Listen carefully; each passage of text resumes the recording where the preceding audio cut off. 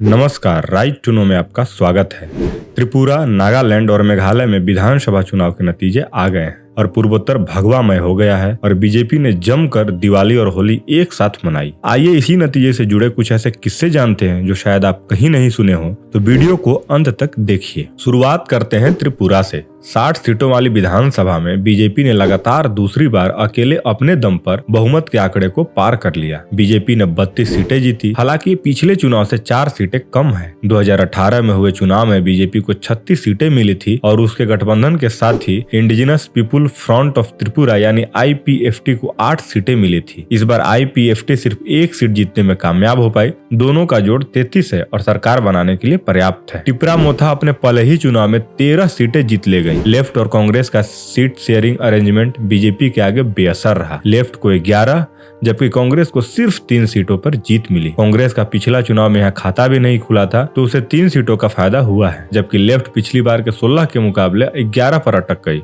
इसी के साथ सत्ता परिवर्तन की सारी सुगबुगाहटों पर विराम लग गया। ये तो हो गई आंकड़ों की बात। अब आपको इनके पीछे की कहानी बताते हैं। भारतीय जनता पार्टी गठबंधन ने 2018 में वाम मोर्चा किला ढा दिया था। लगातार 4 बार सीएम रहे माणिक सरकार विधानसभा पहुंचे तो सही, लेकिन नेता प्रतिपक्ष के रूप में। भारतीय जनता पार्टी की जीत का सेहरा बंधा विप्लव देव के सिर पर। खबरों की दुनिया विप्लव देव को अनेक अजीबोगरीब बयानों के लिए ही याद रखती है, लेकिन ये एक तथ्य है कि त्रिपुरा में भारतीय जनता पार्टी 2018 और 2023 में जहां भी पहुंची है उसमें भाजपा के केंद्रित नेतृत्व के साथ साथ विप्लव देव की बड़ी भूमिका है। वो भीड़ भी खींच लेते थे और संगठन भी चला लेते थे, इसलिए सीएम भी बने। लेकिन कांग्रेस से भाजपा में आकर सरकार का हिस्सा बने नेताओं ने विप्लव के खिलाफ जल्द ही मोर्चा खोल दिया। इनमें सबसे बड़ा नाम था सुदीप राय बर्मन का। ये इकलौता कारण तो नहीं था, लेकिन चर्चा सबसे ज्यादा इसी की हुई जब 2023 के विधानसभा चुनाव से 8 महीने पहले भारतीय जनता पार्टी ने सूबे में अपना मुख्यमंत्री बदल दिया और साफ सुथरी छवि के माणिक साह सीएम बनाए गए। इसलिए चुनाव से पूर्व लोग दबी जबान में कहते थे कि भाजपा नर्वस है। इस नर्वसनेस का एक कारण और था। पार्टी ने पिछला चुनाव लड़ा था IPFT के साथ। त्रिपुरा के आदिवासी इलाकों में इस पार्टी को 9 सीटें दी गई थी, जिनमें से पार्टी 8 पर जीत गई। माने शानदार प्रदर्शन। लेकिन IPFT क्रमशः कमजोर होती गई। 2021 में आदिवासी इलाकों के लिए बने ऑटोनोमस काउंसिल चुनाव में पार्टी का प्रदर्शन बेहद खराब रहा। तो भाजपा के सामने 3 बड़ी चुनौतियां थी। चुनाव से पहले नेतृत्व परिवर्तन, पार्टी के नेताओं में भगदड़ और आदिवासी मत। लेकिन क्या JP नड्डा, क्या अमित शाह, क्या प्रधानमंत्री नरेंद्र मोदी, भाजपा के केंद्रित नेतृत्व ने त्रिपुरा का कोना कोना नाप दिया। रही बात कांग्रेस की, तो पार्टी के केंद्रीय नेतृत्व ने त्रिपुरा में दिलचस्पी नहीं ली, तो त्रिपुरा के लोगों ने भी पार्टी में दिलचस्पी नहीं ली। अगर तल्ला से सुदीप राय बर्मन जीते तो उसका कारण उनकी निजी पॉलिटिकल करेंसी है। यही बात कांग्रेस के बाकी 2 विजयी कैंडिडेट्स पर भी लागू होती है। भारतीय जनता पार्टी के लिए नतीजा राहत ला है। अब उसे त्रिपुरा में बाहरी पार्टी कहने से पहले लोगों को सोचना पड़ेगा और नेतृत्व परिवर्तन के जिस फैसले को लेकर सवाल उठ रहे थे वो भी अब वैलिडेटेड हो गया। माने जनता ने उसे स्वीकार कर लिया। रही बात प्रद्योत देव बर्मन की टिपोरा मोथा के भविष्य की, वो बात अलग है। अब हम चलते हैं नागालैंड राज्य की तरफ। नागालैंड में एक बार फिर से बीजेपी गठबंधन को क्लियर कट विक्ट्री मिली है। बीजेपी और सीएम नेफ्यू रियो की पार्टी NDPP के गठबंधन ने 37 सीटों के साथ बहुमत के आंकड़े को पार कर लिया। NDPP को 25 और बीजेपी को 12 सीटें मिली। इसके अलावा कोनराड संगमा की पार्टी NPP को भी 5 सीटें मिली। सोशल मीडिया पर चर्चित और भाजपा प्रदेश अध्यक्ष तेमजेन इमना अपना चुनाव हार कर जीत गए। मतगणना में एक बार उनकी हार घोषित हो गई थी। रिकाउंटिंग हुई तो 3000 से ज्यादा के मार्जिन से तेमजेन अपना चुनाव जीत गए। जीत के बाद ट्विटर पर लिखा कि हार कर जीतने वाले को ... कहते हैं। लोगों ने रिप्लाई में लिखा बाजीगर सिकंदर। अब आते हैं कांग्रेस पर। लगातार दूसरे चुनाव में कांग्रेस का नागालैंड में खाता तक नहीं खुला। सूबे में पार्टी अध्यक्ष केवे खापे थेरे तक अपना चुनाव हार गए। नागालैंड में नेफ्यू रियो मुख्यमंत्री थे। उनकी पार्टी NDPP भाजपा के साथ गठबंधन में थी, लेकिन विपक्ष में कोई नहीं थी, क्योंकि अगस्त 2021 में नागा पीपल्स फ्रंट NPF समेत तमाम विपक्षी दल सरकार के साथ मिल गए थे। ऐसी बनी यूनाइटेड डेमोक्रेटिक अलायंस सरकार। आप इसे ऑल पार्टी गवर्नमेंट कह सकते हैं या विपक्षहीन सरकार कह सकते हैं। सबने कहा कि नागा शांति के विषय पर आम राय बनाने के लिए साथ आए हैं। गौर करने लायक दूसरा बिंदु ये है, मेघालय की नेशनल पीपल्स पार्टी और नागा पीपल्स फ्रंट को छोड़ दे तब भी 1.5 दर्जन के करीब सीटें अन्य को गई हैं। ये पार्टियां हैं जदयू, लोक जनशक्ति पार्टी, राष्ट्रवादी कांग्रेस पार्टी और Republican Party of India Athawale ji का। हाँ, आपके कान खराब नहीं हुए हैं।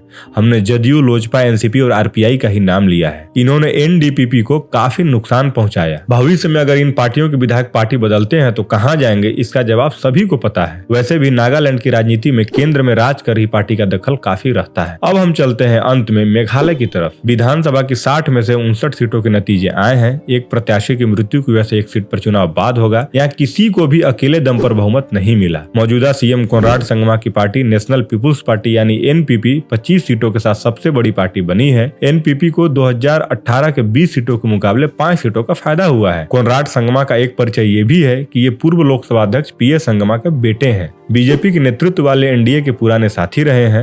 वे 2018 से बीजेपी के साथ मेघालय में गठबंधन की सरकार चला रहे थे, मगर इस चुनाव से पहले कोई गठबंधन नहीं हुआ था। सभी पार्टियां अकेले अकेले चुनाव लड़ी थी। बहुमत के लिए 30 विधायकों की जरूरत है। बीजेपी के खाते में इस बार 3 सीटें आई हैं, जो पिछले बार के 2 सीट से एक ज्यादा है। नतीजों के बाद एनपीपी एक बार फिर से बीजेपी और अन्य सहयोगियों के साथ लेकर सरकार बनाने जा रही है। क्षेत्रीय दल यूनाइटेड डेमोक्रेटिक पार्टी यूडीपी को 11, कांग्रेस को 5, तृणमूल को भी 5 सीटें मिली हैं। बाकी सीटें अन्य के खातों में गई है। यूडीपी एक बार फिर से किंग मेकर की भूमिका में है। वो पिछली गठबंधन सरकार का भी हिस्सा थी। आंकड़ों के बाद आइए कहानी पर। कहानी ये है कि सत्ताधारी गठबंधन का हिस्सा भारतीय जनता पार्टी ने यहाँ मुकुल संगमा का साथ छोड़कर 60 की 60 सीटों पर चुनाव लड़ा और नतीजे ये संकेत दे रहे हैं कि दोनों ही पार्टियों के इस फैसले से फायदा हुआ। 3 सूबों के चुनाव में अगर स्थानीय मुद्दे कहीं हावी रहे तो वो मेघालय ही था। तीनों सूबों की बात हो गई। अब इन नतीजों से राष्ट्रीय राजनीति के संकेत पकड़ते हैं। इसके लिए एक किस्सा सुनिए। 24 फरवरी 2023 नागालैंड विधानसभा चुनाव के लिए प्रचार का आखिरी दिन था। इस रोज दीमापुर में भाजपा और एनडीपीपी की एक साझा रैली हुई। इसमें मंच से बताया गया कि अपने 9 साल के कार्यकाल में प्रधानमंत्री नरेंद्र मोदी ने पूर्वोत्तर के राज्यों में 57 दौरे किए। ये एक अपने आप में ऐतिहासिक आंकड़ा है। आज तक भारत में किसी भी प्रधानमंत्री ने इतने दौरे पूर्वोत्तर को लेकर कभी नहीं किया था। इसलिए पूर्वोत्तर की जो गति है वो देखने लायक ही है। कहने वाले कह सकते हैं कि प्रधानमंत्री का तो काम ही है पूरे देश में दौरा करना, लेकिन इस तथ्य को नकारा भी नहीं जा सकता कि भारतीय जनता पार्टी ने जिस तरह से पूर्वोत्तर पर फोकस बनाए रखा उसका फायदा अब दिखने लगा। हिंदू राष्ट्रवाद की लाइन पर चलने वाली भाजपा को अब पूर्वोत्तर की ईसाई बहुल नागालैंड और मेघालय में मेनलैंड की पार्टी कहने से पहले लोगों को सोचना पड़ेगा। बीफ का मुद्दा हो, स्थानीय जाति का मुद्दा हो, भाषाई अस्मिता का मुद्दा हो, भाजपा ने सारी अड़चनों को हैंडल करना सीखा है। अगले साल होने वाले लोकसभा चुनाव में जीत का बहुत बड़ा फायदा न भी मिले तब भी पार्टी के पास ये कहने को होगा कि वो देश के कोने कोने में न सिर्फ मौजूद है बल्कि रोजमर्रा की राजनीति में दखल भी रखती है। जैसे भाजपा का कद बढ़ा वैसे ही भाजपा के भीतर हिमंत बिस्वा शर्मा का भी कद बढ़ गया है। असम के मुख्यमंत्री अब तक गोवा और महाराष्ट्र में एक्टिव दिखे। अब उन्होंने अपने इलाके में भी पार्टी का नतीजा लाकर दिखाया है। चुनाव नतीजे साबित करते हैं कि नरेंद्र मोदी से इतर हिमंता भी पूर्वोत्तर में एक फैक्टर है। इन तीनों राज्यों के नतीजे पॉलिटिकल कम्युनिकेशन की दुनिया के लिए भी एक केस स्टडी हो सकते हैं। वाम मोर्चा त्रिपुरा में भरपूर अवसर होने के बावजूद हार गया है क्योंकि अपना मैसेज उस भाषा में क्राफ्ट नहीं कर पाया जिसे वोटर समझता है। और साथ ही जनता ने देखा कि सिर्फ वामपंथी जो होते हैं वो विकास की बात करते हैं, लेकिन विकास असल में धरातल पर नहीं उतरता है। वो पश्चिम बंगाल का उदाहरण हो या वो केरल का उदाहरण हो या अन्य किसी भी राज्य का उदाहरण हो, जहाँ जहाँ वामपंथी रहे हैं वहाँ सिर्फ उग्रवाद, नक्सलवाद और अराजकता हावी हुई है, न कि विकास। तो ये हमारा रिव्यू था। आपका इस मुद्दे पर क्या राय है हमारे कमेंट सेक्शन में कमेंट कर। वीडियो पसंद आई हो तो लाइक करें और चैनल पे नए हैं तो चैनल को सब्सक्राइब करते जाएं। Thank you.